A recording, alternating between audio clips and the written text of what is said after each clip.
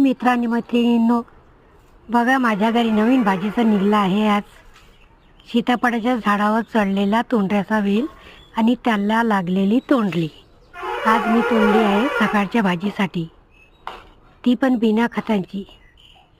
असेच छान छान व्हिडिओ पाहण्यासाठी लाईक शेअर सबस्क्राईब करा। थँक्यू।